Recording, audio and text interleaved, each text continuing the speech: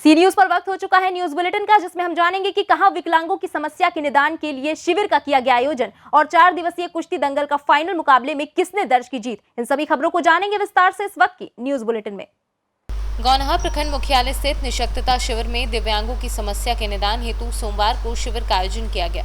शिविर में बाल विकास परियोजना, दिव्यांगता प्रमाण पत्र, इंदिरा आवास, शौचालय, जीविका, शिक्षा, पेंशन, मनरेगा, थाना, कृषि विभाग, राशन कार्ड आदि से संबंधित काउंटर बनाए गए थे, जहां दिव्यांगताओं ने संबंधित विभाग से लाभ नहीं मिलने की शिकायत की। बीडीओ अजय प्रकाश राय ने बताया कि वैसे दिव्यांग व्यक्ति जिनको संबंधित विभाग से कोई लाभ नहीं मिला है, वे उस विभाग में अपना शिकायत पत्र जमा करेंगे। दिव्यांगों की शिकायत पत्र का निपटारा शिविर में ही करके उन्हें उस विभाग से लाभान्वित किया जाएगा।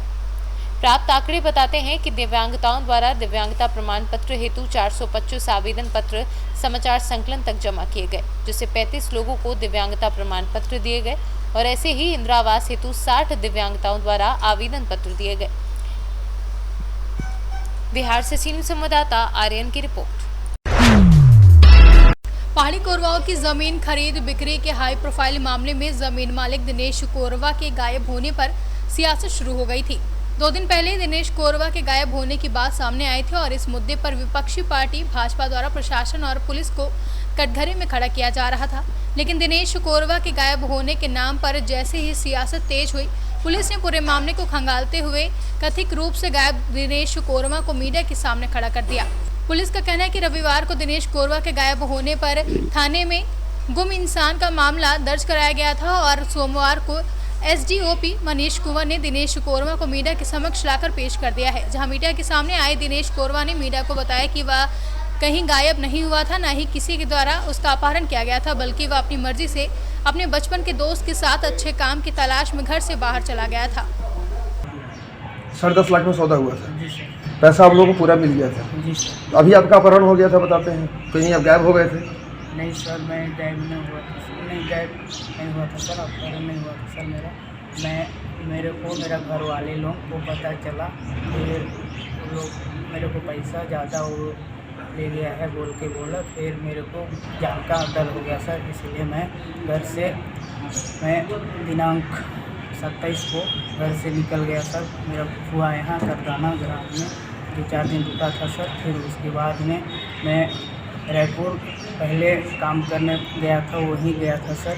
फिर उसके बाद में वहीं पर काम नहीं मिला सर, फिर वहीं पर था कुछ दिन सर, 1-8 महीना लगा रायपुर में। जब दिनेश कोरवा के घर में और फिर जो संदेह जाहिर कर रहे थे मुन्ना यादव और दतिया के घर में जब पूछताछ की गई, उनके बैकग्राउंड को खंगाला गया तो राम प्रसाद और प्राप्त जब लोयला कॉलेज का स्टूडेंट को पाया गया, इस आधार पर तस्दीक की पता चला कि उसके पास दिनेश कोरवा लगभग 1 माह से उसके साथ में है और उसका अपहरण नहीं किया गया है। ये हमको प्राथमिक सूचना मिली थी, जिससे तस्दीक करने पर यह स्पष्ट हो पाया कि दिनेश कोरवा का कोई अपहरण नहीं हुआ था।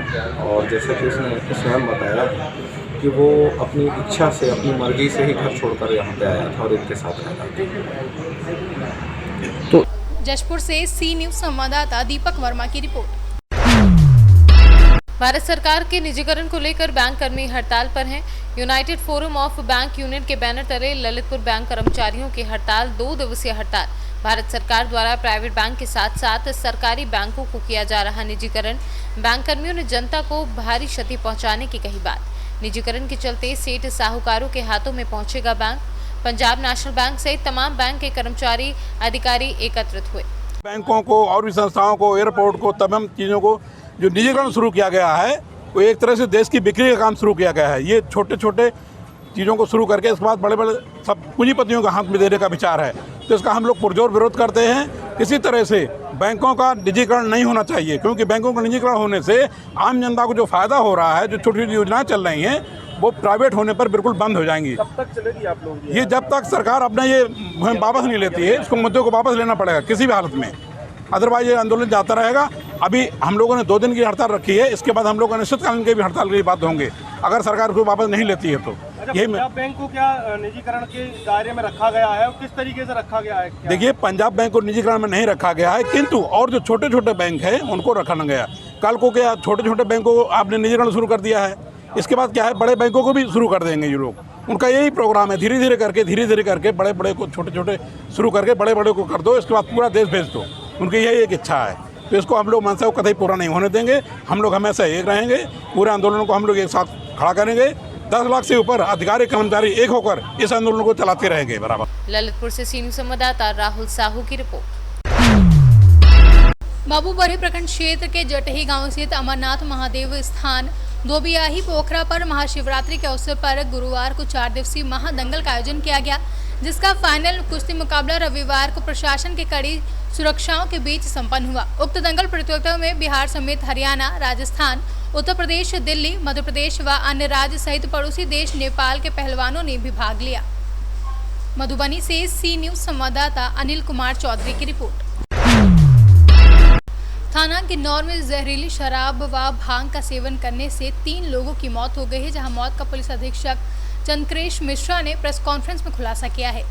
पुलिस अधीक्षक जनपद संभल व चंद्रकेश मिश्रा ने शिवरात्रि वाले दिन 3 व्यक्तियों की मौत का प्रेस कॉन्फ्रेंस में खुलासा किया है। किन्नौर पुलिस ने महिला सहित 6 लोगों को गिरफ्तार कर कल्याण सिंह की गिरफ्तारी के पश्चात पूछताछ में ज्ञात हुआ कि शिवरात्रि से 2 दिन पहले राकेश व अजय पाल ने थिनर खरीद कर प्रधान के घर की छत पर पानी में मिला रखा था। यह थिनर शिवम व भुवनेश की दुकान से खरीदा गया था। 2 दिन पूर्व थाना गुन्नौर के अंतर्गत सेमरई नामक गांव में 3 लोगों की मृत्यु हुई थी, जिसमें उस समय प्रारंभिक जांच में ज्ञात हुआ था कि इनके द्वारा कोई जहरीला पदार्थ तथा भांग का मिश्रण का सेवन किया गया है, जिसकी वजह से इनकी मृत्यु हुई है। जब इसमें पूरी जानकारी की गई, इसमें पूरी इन्वेस्टिगेशन की गई, तो आज ये बात निकल कर सामने आई है कि गांव के प्रधान, जो एक महिला प्रधान है, इनके पति कल्याण सिंह, इन दोनों के द्वारा तथा इनके पुत्र अजनपाल के द्वारा अपने घर पर कई दिनों से ग्रामवासियों को शराब ठेके से मंगाकर पिलाने का कार्य किया जा रहा था। शिवरात्रि के दिन इनके पास शराब समाप्त होने पर इन्होंने एक राकेश नामक युवक को संपर्क किया और उससे हरियाणा वाली शराब मांगने की बात कही, लेकिन उसको बाहर से लाई हुई शराब यहाँ पर उपलब्ध नहीं हुई। अतः उस राकेश नामक युवक ने इनके पुत्र अजनपाल के साथ मिलकर चुनावई में स्थित एक पेंट की दुकान पर मिलने वाला थिनर खरीदा। थिनर को ये लोग लेकर अपने घर पर आए। घर की छत पर बैठकर इन्होंने थिनर में उससे 200% वाटर, कोल्ड वाटर मिलाकर एक नशीला पदार्थ तैयार किया, जिसको इन्होंने शराब ख़त्म हो जाने पर और ठेके से शराब न मिलने के कारण ग्रामवासियों को परोसा।